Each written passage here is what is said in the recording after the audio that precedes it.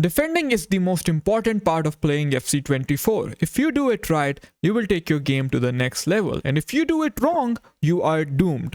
And today we are going to learn how to defend properly. What is proper defending? Proper defending is where you have a perfect defensive structure, where you are applying pressure, you're not sitting back like a dummy, you are actually defending like a proper player, as well as you're making sure that you don't concede more than 1 to 2 goals every game. Sometimes you will concede more goals and that is totally fine. It's a part of this game. But most of the times, you have to keep your opponent to 1 to 2 goals maximum if your aim is to win more games, right?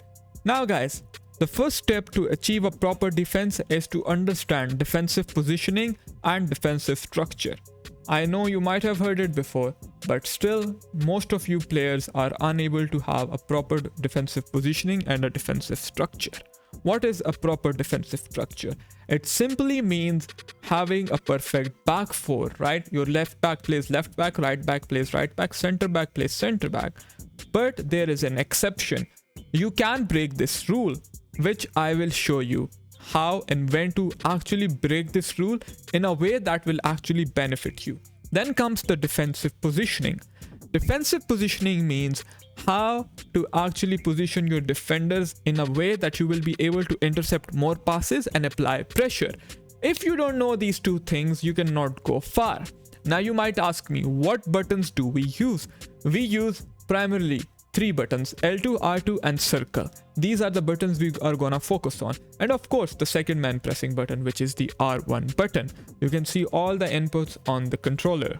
Look over here. What are we doing? You might notice that I am selecting different players and I am running while my opponent is triggering runs. Now, what does this do? This makes sure that we are able to cover more than one passing lane. There are always 2 things that you need to focus on: applying pressure on the ball carrier and marking passing lanes. How are we doing this? Look at the red circle. Cristiano Ronaldo will step in front of Pele, while Mia Hamm applies second man pressure on Gullit. Once that is done, what do? We switch back to Mia Hamm and now we are covering Gullit. Why are we doing this? Same time we are applying pressure with Cristiano Ronaldo. He will attack the ball carrier while Mia Hamm defends the inside. Now this is a minute detail, but these minute details make a big difference. This allows us to apply manual pressure on the opponent and we force the opponent to think, see, he had to take a touch away from us. It's only possible when you run towards the opponent and actually trap him. We have covered all 3 passing options in this instance. Rodri is marking Gullit, Hamm is marking Maldini, Ronaldo is marking Pele, and we are applying manual pressure with Rodri. Now see what happens. We end up winning the ball. But it goes back to him. But that is not a problem, right? We will repeat this process. The switching we are using is L1 switching combined with right stick switching. Now that he comes towards our half and he is in an attacking position, we are going to be a little bit more passive. Now we have to again think which are the 2 most dangerous passing options. As you can see, every player is serving a purpose. This wouldn't be possible if we didn't understand defensive positioning. What did I say?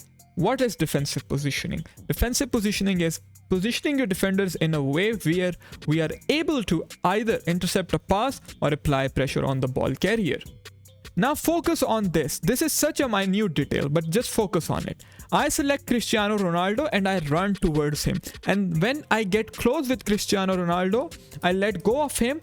I hold L1, I hold R1 with Ronaldo so he applies second man pressure. And then with Rodri, I stay inside. This is all about trapping the opponent. Now that we know something about defensive positioning, let's talk about the buttons, guys. The most important button that we are going to press when we are talking about defensive positioning is the R2 button, the right trigger. Why? Because it allows us to sprint at the maximum pace.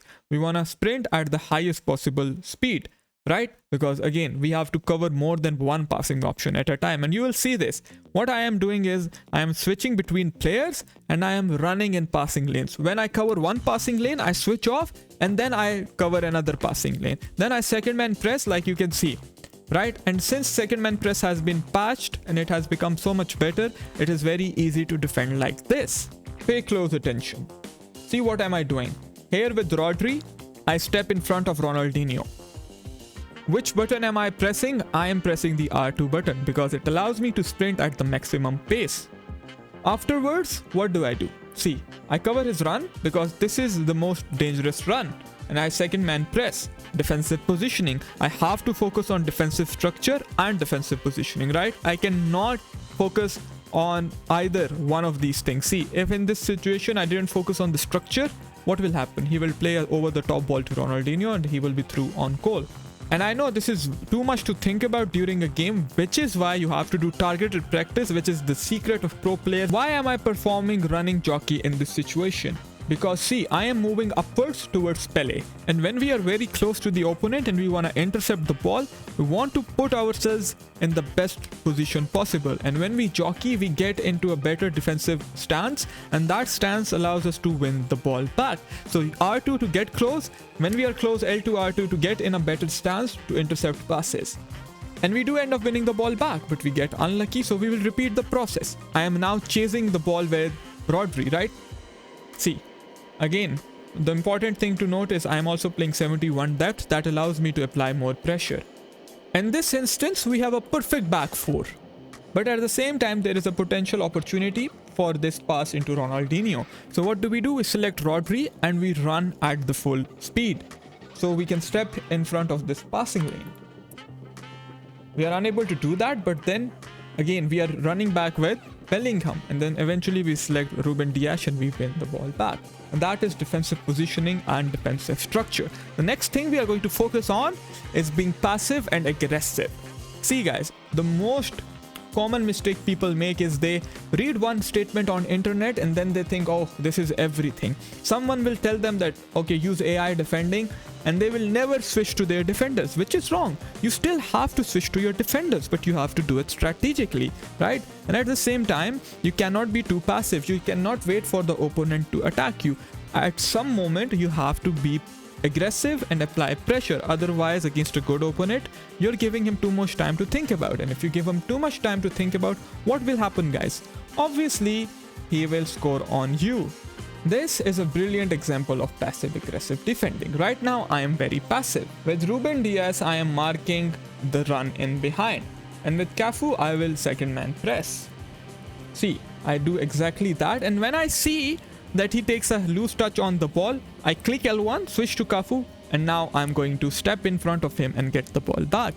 I was passive with Ruben. With Cafu, I am aggressive, right? It is called passive-aggressive defending, playing to the percentages, because if we do not play to the percentages, then of course we will struggle. Now, what does playing to percentages mean? Playing to percentages mean that assessing what is the percentage that this pass will be successful, right? What is the percentage that if I don't win the ball back, I will concede a goal? You have to analyze these little risks. I know this is hard to calculate in game, but when we have a good understanding and the know-how, then we are able to do this automatically without having to think twice. But the first requisite is to know what we are doing. Remember, I said sometimes you have to pull players out of position, which is contradictory, but it works. And I'm going to show you that exactly now. The first focus, right? This is called baiting. Saliba is my center back. Purposely push up with R2 and I pull Saliba out of position. Look at the radar, how much space does his Eusebio have? But I knew what I was doing. I wanted him to play this pass into Eusebio. So I switched to the right back and now I run. I run back and I'm able to track Eusebio. I didn't run back with R2. If I ran with R2, I would have gotten the ball back. Then I will focus on defensive positioning.